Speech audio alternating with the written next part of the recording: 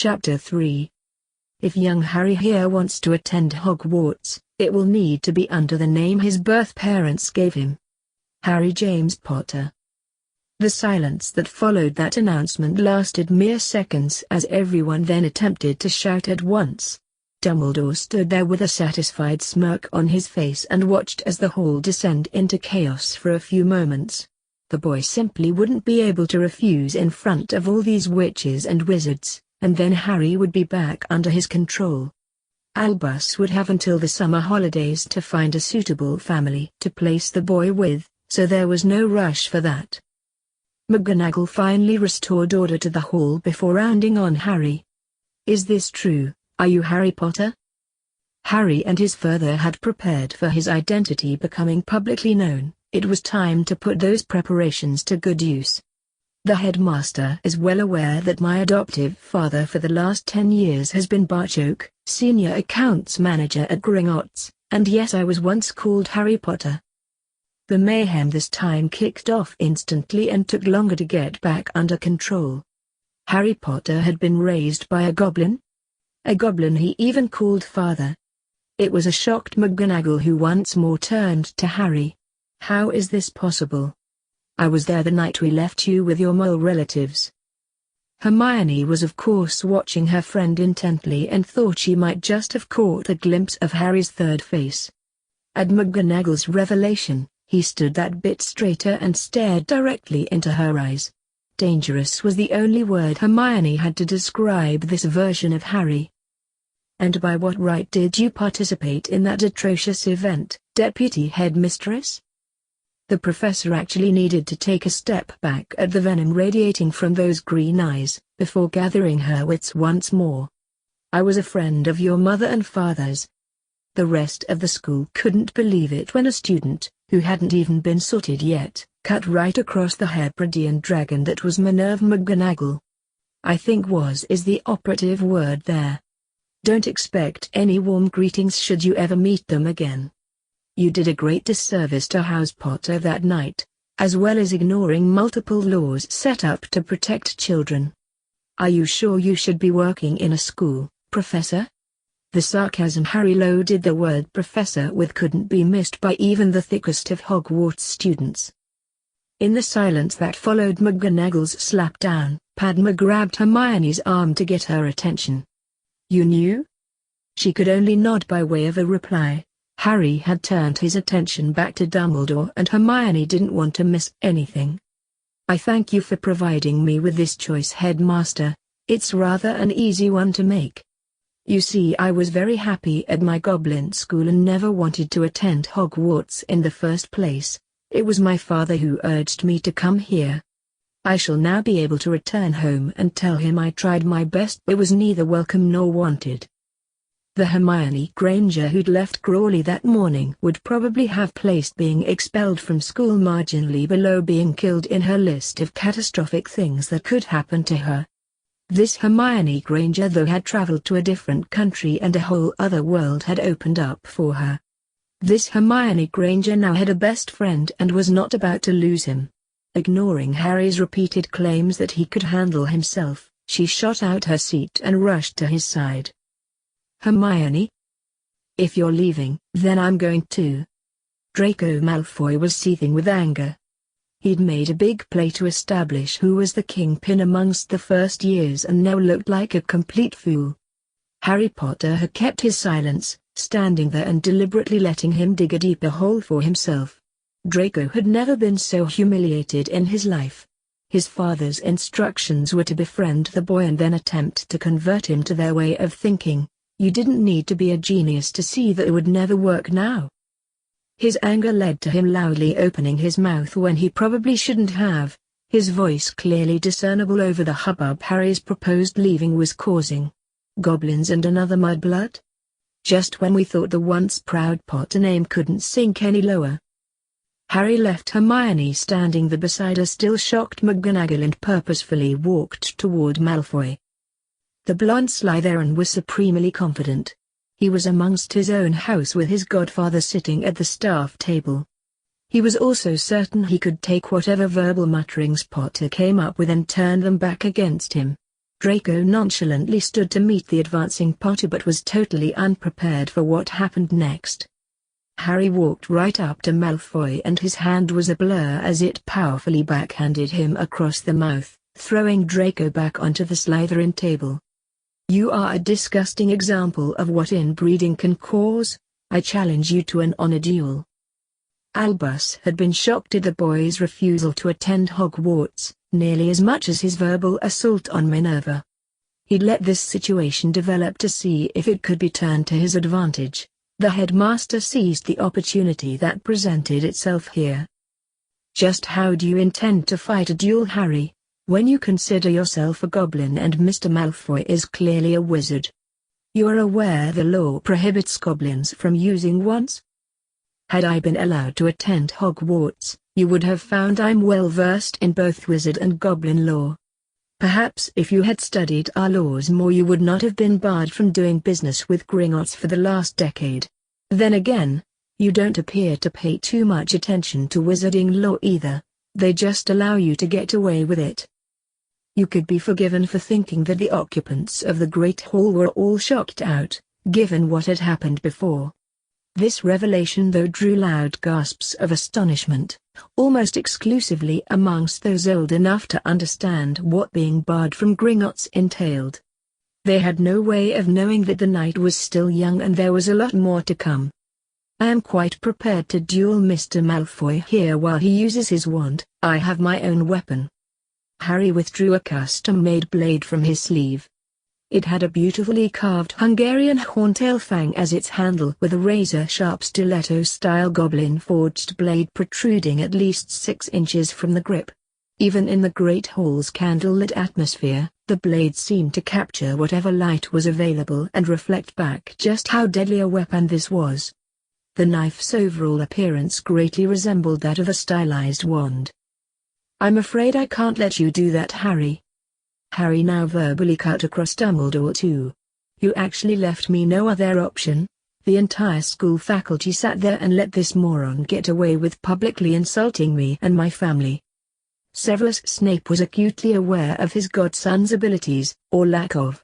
Draco being defeated in a duel his first evening in Hogwarts would destroy the boy's credibility. He was forced to take action. "Mr. Malfoy, 10 points from Slytherin." Draco would have loved to rant against the injustice of that punishment. The silk hanky now held against his mouth in an attempt to halt the flow of blood prevented him from doing so.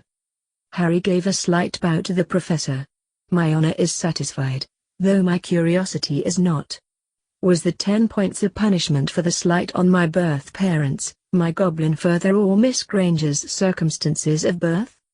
Harry didn't expect an answer and wasn't disappointed. "As I suspected, a combined total for all three. Come on, Hermione, time to get out of here. That piece of filth publicly calls you the foulest name imaginable and gets docked 3 points for it, and that only after I threatened to cut him to pieces." He offered Hermione his arm as the pair headed for the door. Phileas Flitwick suddenly found a lot of things becoming clearer for him. He'd felt slightly ostracized by the goblin community for years now and couldn't figure out what he'd done to deserve it. These occurrences were beginning to make sense since discovering Dumbledore was barred from Gringotts. Albus was his boss, therefore he was tainted with the headmaster's crime by simple association. It was time to make inroads into repairing his goblin relationships, starting with calling this young boy by his proper name. "Harry Crow, son of Barchoke, can I inquire how you intend to travel home?" Harry turned and this time his bow was much deeper. It also was done with genuine respect. "Well met, Master Flitwick. Our director actually named me Old Crow, but you weren't to know that. My father calls me Harry Crow, so I won't forget my other roots. My father is a wise goblin who also provided me with a port comb. I will activate it as soon as we clear the Hogwarts wards. I promise on my honor to see Miss Granger safely home." "Well met, Old Crow, child of James and Lily, son of Barchoke," prophesied one. Hermione had her hand on Harry's arm and felt him stiffen at that. He didn't give any other sign though. They both turned to see it was the Sorting Hat that had spoken those words, but the old hat was just getting started. "Your father is indeed a wise goblin, Harry Crow. He knows you must come to Hogwarts to fulfill your destiny. Hogwarts is prepared to welcome you, and grant all that welcome entails." Dumbledore was not happy with that decision. "I am the Hogwarts headmaster. Only as long as the castle allows." The hat's declaration was followed by a loud clang of a bell being struck, a bell that hadn't been heard inside the castle in living memory. Hogwarts had clearly spoken. Headmasters come and go, but Hogwarts prevails. This school was devised and built by the 4 founders to teach magic to all those able to perform it, not so some supposed elite fraternity could lord it over everyone else. Hogwarts needs to unite in the face of the coming darkness, lest all will be lost. "Come and sit, Harry Crow, let me sort you." Harry knew his father thought his future was tied to Hogwarts. The hat's actions had just confirmed that. He looked to Hermione for her opinion. "What do you think?" "Well, we're already here, and you'll still be able to take us home if we change our minds. I'll go and keep you a seat at the Ravenclaw table." Her gaze for that last comment was aimed at the old hat, clearly indicating that any other result was unacceptable. Harry smiled at her before sitting on the stool and placing the hat on his head. Dumbledore was livid. He was left standing there looking like the court jester while the main action happens elsewhere. The Sorting Hat was correct though, one could only be headmaster if the castle allowed. Without Hogwarts cooperation, he wouldn't even be able to access his office. Albus would just have to console himself with the fact that Harry would be here, available to be influenced by his headmaster. The Sorting Hat was busily scanning the young boy whose head it was now sitting on. "Oh, I am glad to see you easily qualify for membership to Rowena's house. I feel you'll need the friendship of Miss Granger and leadership of Master Flitwick during your stay with us. Therefore it has to be Ravenclaw." Hermione was on her feet, leading the cheering from a surprised Ravenclaw house. They all had thought the boy who lived couldn't go anywhere but Gryffindor. The applause from the House of the Lions was at best muted. This boy had just stridden over to the Slytherin table and decked a snake. He then even forced Snape to take points from his own house. How the hell could he be sorted anywhere else but Gryffindor? A pair of red-headed twins summed up the feelings of the entire house by continually asking the question, "We didn't get Potter?" As Harry stood to cheering from his new housemates, he felt a thud on top of his head just before he removed the hat. Reaching into the tattered ancient relic, he removed a bejeweled but definitely deadly goblin-forged sword. The blade was engraved with the name of Godric Gryffindor. The hat had more to say. "Your heritage allows you to draw that sword, and your training prepared you to wield it. That sword acknowledges you as Hogwarts champion." A scabbard appeared on the stool that Harry soon had expertly fastened around him. The shoulder sash proclaimed Ravenclaw across his chest. He then sheathed his new blade before handed the Sorting Hat back to an astonished McGonagall. "Mr. Crow, I shall expect you in my office directly after the feast." "I will have to disappoint you, Headmaster. The law won't allow that. Since you are barred from Gringotts, you can't be alone with any goblin minor. My father must be present in any discussions we have." Harry respectfully bowed once more to Flitwick before handing over a scroll to his new head of house. "Here is a copy of the instructions the headmaster intended to ignore. Can I ask who Professor Snape is?" All eyes then turned toward the greasy-haired teacher he'd previously dealt with. Harry again gave the short version of his bow. "No offense to your person or your professionalism, sir, but you fall under the same laws of distrust as the headmaster. Since it was only his word that prevented you being sent to Azkaban as a Death Eater, and the goblins certainly have no faith in Dumbledore's word, I shall not be attending any of your classes. I, and any of my friends I ask to join me, will be receiving private potions tuition." Phileas intended to study the scroll at his leisure but simply had to speak to the boy, if only to end the unbelievably strained silence his last remark had caused in the hall. No one was quite sure how to react to how things were developing here. The tension in the air was so thick, you could cut the atmosphere with a knife. You seem well acquainted with a blade, Mr. Crow. Can I assume you've had the proper training? Harry's eyes twinkled as he answered his head of house. Master Sharpshot asked me to pass on his regards. He spoke highly of you, sir. The diminutive professor thought there must be something wrong with his hearing. You trained under Master Sharpshot? Harry nodded. I was honored to have him as one of my mentors.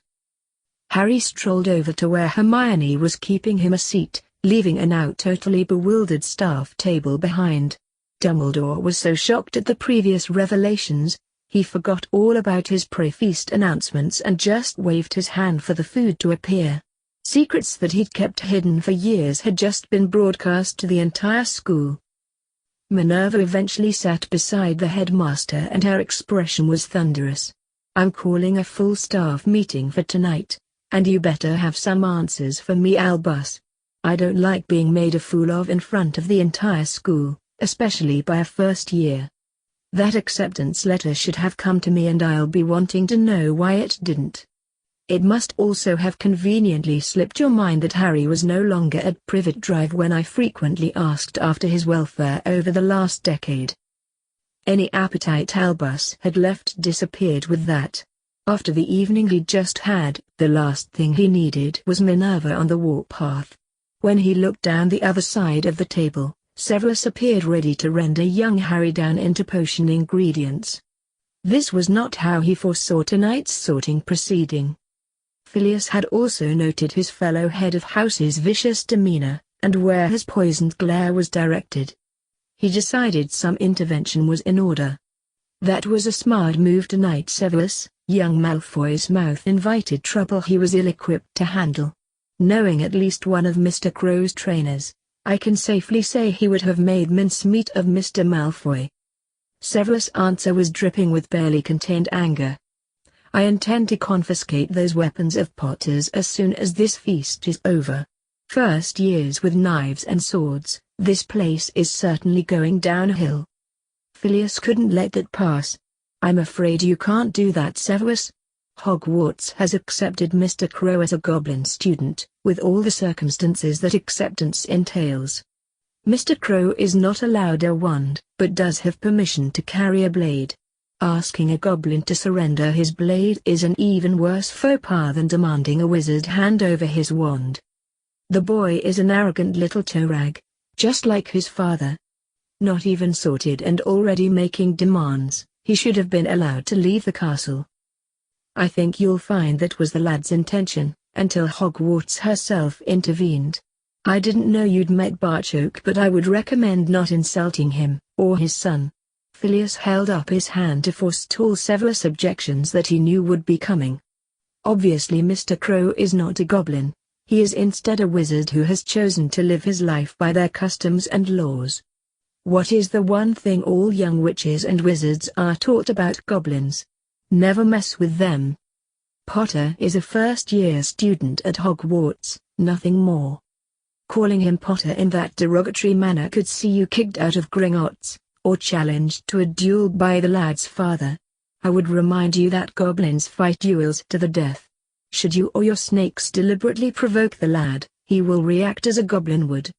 His honor will dictate his actions. We've already caught a glimpse of those actions tonight. Have you ever heard of someone being chosen as Hogwarts champion before? Harry Crow is no ordinary first year, and you would be foolish to think otherwise. Harry sat down beside Hermione and noticed the entire Ravenclaw table staring at him. Hi, I'm Harry. This proved too much for Hermione. She'd been wound tighter than any watch since stepping off the train. Her accumulated tension found its release as she burst out laughing. If ever there was an unnecessary introduction, that was it. With the food now appearing on the table, the ice was well and truly broken. Padma congratulating him for getting into Ravenclaw saw the floodgates open as questions poured in Harry's direction. He began eating and politely ignored most of the personal questions, though did admit he had no idea what a Hogwarts champion actually did. A pretty Chinese girl was already making cow eyes at Harry, which was in turn making Hermione's blood boil. "Oh Harry, can I see your sword?" Harry slowly finished what he was chewing before looking directly into the girl's eyes to give his answer. "Why miss, that's a rather personal question, and we haven't even been introduced." He then turned to his friend with a question. "Hermione, what is that?" The entire table was now laughing at a floundering Cho Chang, while a beaming Hermione was explaining to Harry what pasta was. An older boy introduced himself as Roger Davis before trying to give Harry a heads up. "You have no idea how popular you're going to be with the rest of the first years. The very thought of potions lessons without Snape will soon have them clamoring to be your friend. I just wish you were in third year to get me out the man's class. He's usually vile to anyone who's not a Slytherin, and that was before you announced to the entire hall he was a Death Eater." Harry glanced questioningly toward Hermione. Private tuition with Harry was always going to get a yes from her. He then turned his gaze to Padma. The girl was blushing furiously but quickly accepted. Some of the older students were telling us stories about his classes on the train. Losing points for breathing too loudly? Harry again thought a young lady was pulling his leg until older members of his new house started recalling experiences that were even worse than that one. This was a situation they had not foreseen, and he would need to speak with his father before inviting anyone else to private potions lessons. As the stories of Snape's abuses got worse, the other 6 first-year claws were now casting longing glances in Harry's direction. He was sure though that Dumbledore would have his further coming to Hogwarts before the week was out. Harry could ask him then. Dumbledore was left having to make his planned announcements after the feast had finished.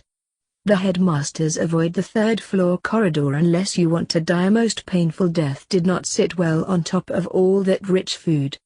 Hermione was looking along the Ravenclaw table for some guidance on how to react to that instruction. The shrugs of shoulders she received as answers had the young witch asking another question. "He does know this is a school, right?" The prefects led them out of the hall towards Ravenclaw Tower, their new home for the next 7 years. Penelope was busy explaining about the bronze door knocker, asking them to solve a riddle when the door unexpectedly opened. This particular puzzle was beyond the 2 Ravenclaw prefects until the knocker itself provided the answer. "A Hogwarts champion can go anywhere inside the castle, all doors are open to him." Okay. So if you can't solve the riddle, you need to wait for someone who can, or just stick with Harry. Penelope may have intended that as a joke, but Hermione had already made her mind up that's what she was going to do, and not just so she could avoid answering riddles. They entered the Ravenclaw common room before being divided by gender, as the prefects also split to show each of them where they would be staying. Harry was pleased to see a single room with a good-sized 4-poster bed waiting on him. He removed his shrunken trunk from his pocket, placing it at the bottom of his bed before restoring it to normal size. There were places for their clothes and not much else though. The prefect explained this was to encourage the first years to study together, and there was a specific area of the common room set aside especially for them to do this. Harry headed back down the stairs to the common room, and was not surprised to find Hermione waiting there. Harry felt he had to say something about earlier tonight. "Thanks for standing by me down there, that meant a lot. I found it hard to believe you were ready to walk out of here, after being so excited about coming to Hogwarts in the first place." "Well, I was hoping to use the journey home to convince you about me attending Goblin School." This drew a slight laugh from Harry. "A pork would have had us to London in under a minute, not that I would have needed a lot of convincing, mind you. Thanks also for not asking loads of questions. I can see how hard that is for you sometimes." Hermione actually pouted at that. "You have no idea how hard I have to bite my lip, but I console myself by thinking that I already know more about you than anybody else. I hope one day we'll be close enough where you'll be able to tell me whatever's on your mind." The Sorting Hat calling you prophesied one seemed to shake you more than pulling that sword out the hat. "There are some things I just can't talk about, Hermione. and that is one of them. You are right though, you do know more about me than I had intended to reveal. One day, I might even be able to tell you everything. I'm already looking forward to it. It was time for bed now, but neither was quite sure how friends said goodnight to each other. Hermione's insecurities began to resurface as she asked Harry one last question. Will we go down to breakfast together? Harry's answer of every morning had Hermione hugging him again. Saying goodnight like this just felt so right that both of them went to their new rooms very happy with this part of their Hogwarts experience. Albus wasn't experiencing much happiness at the impromptu staff meeting. Minerva was demanding answers and he was loath to give any secrets away. After the boy's earlier revelations though, this had to be treated as a damage limitation exercise. He also decided to stick mostly to the truth, just not all of it. If you can remember back, we were all exceedingly busy after that Halloween. The very first day of the Christmas holidays, I headed off to Privet Drive to check on young Harry's welfare. You can imagine my shock when I discovered Harry wasn't there. Albus saw no reason why he shouldn't embellish his tale to show a certain headmaster in the best possible light. Dursley had totally ignored my clearly written instructions. He just didn't believe there could be any danger to him or his family. Not only did he refuse to raise Harry, he somehow managed to find his way to Gringotts. He deposited Harry the like some parcel. The Dursleys thought it was best that young Harry be raised by his own kind. This caused eruptions amongst the staff, up in arms at that last comment. You are not saying anything I didn't impress upon Dursley at my visit. His answer was that all magic users were the same to him. He and his wife apparently signed some magically binding banking agreement that tied young Harry to Gringotts until he reaches his majority. Tonight, I was hoping to see that agreement broken and have him attending Hogwarts as Harry Potter. We all saw how that went. Phileas was angry at the blatant bigotry being displayed here. That the charms master considered some of these people friends fueled his temper. That was a predictable, and also very foolish move, Albus. You almost lost us the very thing you were supposedly trying to save. All eyes had now moved to Phileas, but it was Minerva who asked her friend to explain his comments. The boy has spent the last 10 years living as a goblin. He's not about to renounce that upbringing at his first glimpse of an enchanted ceiling. Phileas was encouraged to say more, his own heritage making him the acknowledged expert here. If I'm reading this correctly, his father has sent the lad here to be amongst magical children his own age. For what purpose? To help his son make the impossible decision he'll be faced within a few years. Whether to live his life as a wizard or a goblin. Snape blew his top at that. What a load of hippogriff shit. The boy is a wizard, end of story. Phileas though was equally as angry, and wasn't about to back down. Just like you are a Death Eater, yet are here teaching children.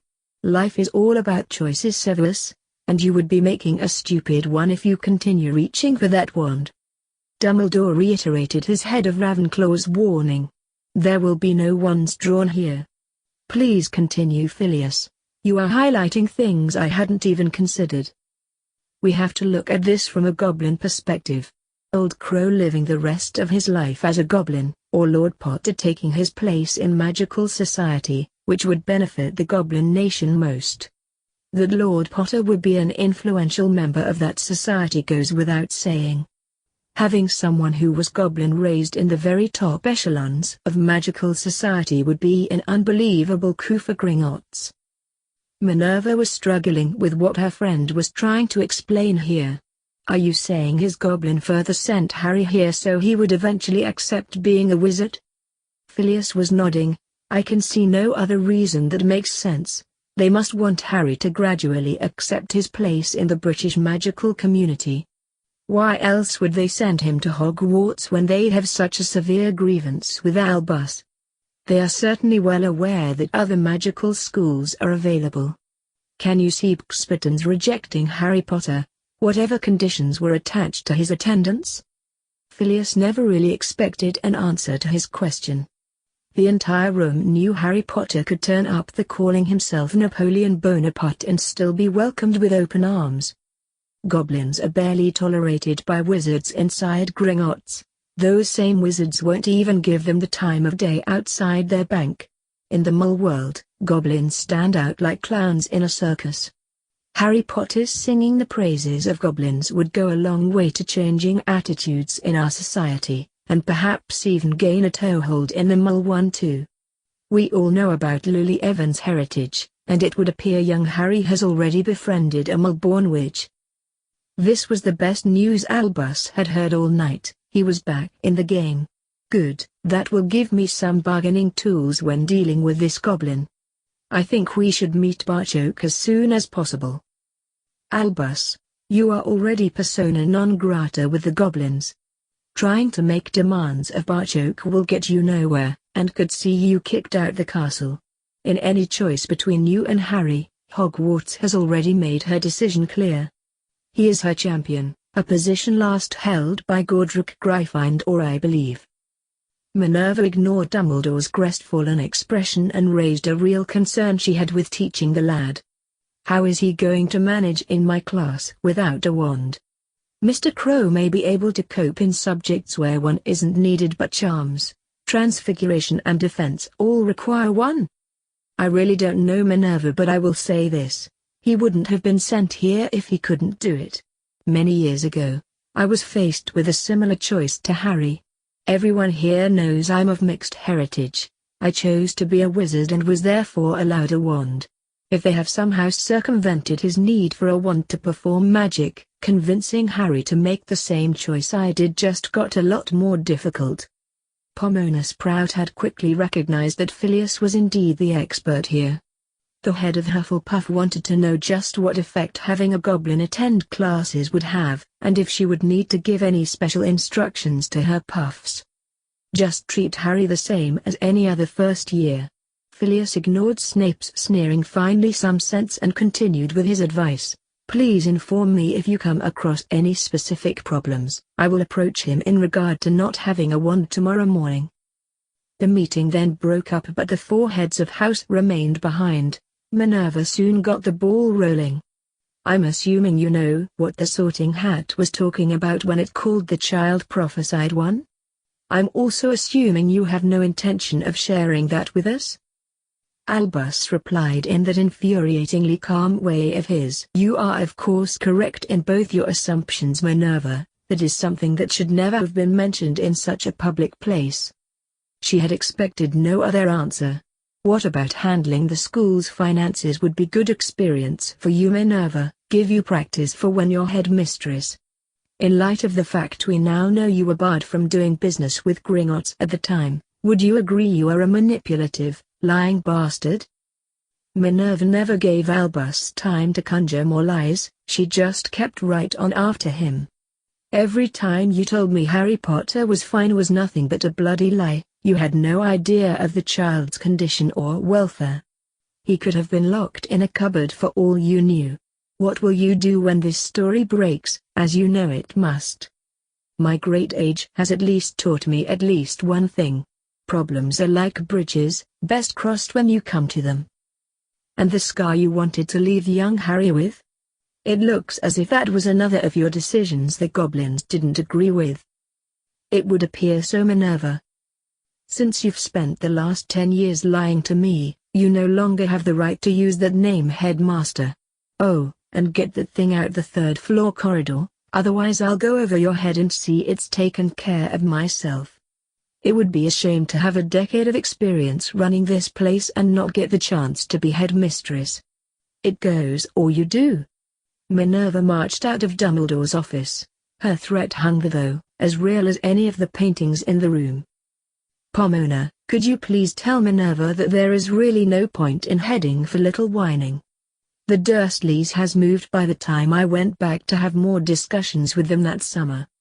Pomona left to check on her friend, but Phileas had a parting comment for the two who were going to remain.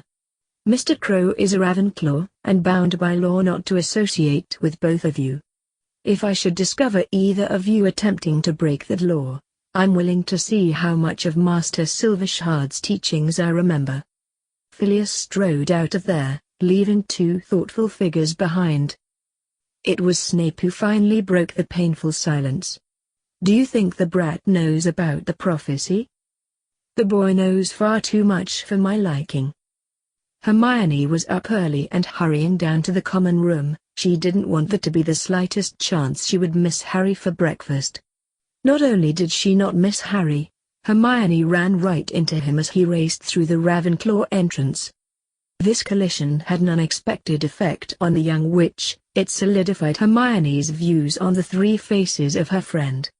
His first was clearly Harry, the boy who had sat and chatted for hours with her on the train yesterday. His second face was the one he showed the public. Hermione considered this his Harry Crow personality, with a touch of pride and prejudice thrown in for good measure. The young witch now had his third persona clearly etched in her mind, and what a picture it was. Gone was any pretense of the suave Mr. Darcy. Hermione thought this Harry was more likely to be the son of Zeus and Hera. Here was a young Aries who was obviously in training, and he looked very good for it. His hair was tied back in a short ponytail and Harry now wore his new sword strapped on his back. It was the Roman-like tunic, made of some animal hide, that really held her attention though. That it fitted him like a second skin really emphasized his physique. Hermione couldn't help but think Harry was amazingly developed for someone his age. His tunic was as black as his hair and glistened nearly as much as a clearly sweating Harry. She also just happened to notice that the tunic stopped well above his knees. He offered his apology for running into her before mumbling something about needing a shower. Saying he would be back down shortly, Harry then headed up the stairs at speed. Unable to take her eyes off him, Hermione watched Harry every step of the way. Hermione giggled to herself, laughing at the thought of her mum and dad's reactions to the first letter she would be writing home. Her parents were in for quite a few shocks from their bookish daughter. Not only did she have a best friend at Hogwarts, Hermione needed her mum to send some exercise clothes as soon as possible. If morning exercises made Harry look that good, then Hermione Granger just had to give it a try. I'm glad you enjoyed that video/gameplay. Just remember to hit that like button, subscribe to the channel, and leave a comment down below. Until next time, goodbye!